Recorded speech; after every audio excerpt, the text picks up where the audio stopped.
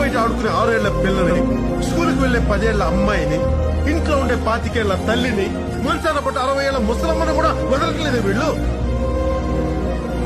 వాళ్ళు వీళ్ళని ఏం టెంప్ట్ చేస్తారు యువరానా? ఏం టెంప్ట్ చేస్తారు? ఆడదైతే చాలు, ఒంటరిగా కనిపిస్తే చాలు, ఏమైనా చేసేస్తారు వీళ్ళు. ఏమైనా సమాజానికి చాలా ప్రమాదకరం. అందుకని అమ్మాయిలకి 6 దాటితే కర్ఫ్యూ విధించండి, చదివించకండి, ఉద్యోగాలు చేయనివ్వకండి, తలుపుల వెనకాల పరదాల వెనకాల సాంప్రదాయమైన తాళ్లతోటి కట్టి బంధించేయండి.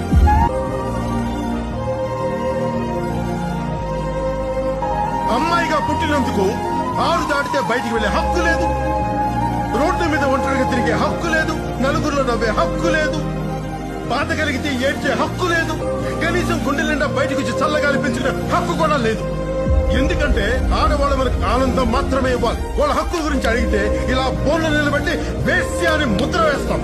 ఆడదంటే వాడి బాత్రూమ్ లో గోడ మీద ఉండే బొమ్మ కాదు, వాడిని కనిపించిన అమ్మ కూడా.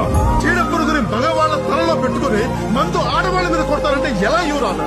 ఎలా యువరానా? ఒక అమ్మాయి తనకి నచ్చని డ్రెస్ ఒంటికి చేసుకోవడానికి ఇష్టపడదు. అలాంటిది తన ఇష్టం లేకుండా ఎవడో ఒకటి వచ్చి ముట్టుకుంటే ఆ అమ్మాయి ఇంకెలా రియాక్ట్ అవుతుంది?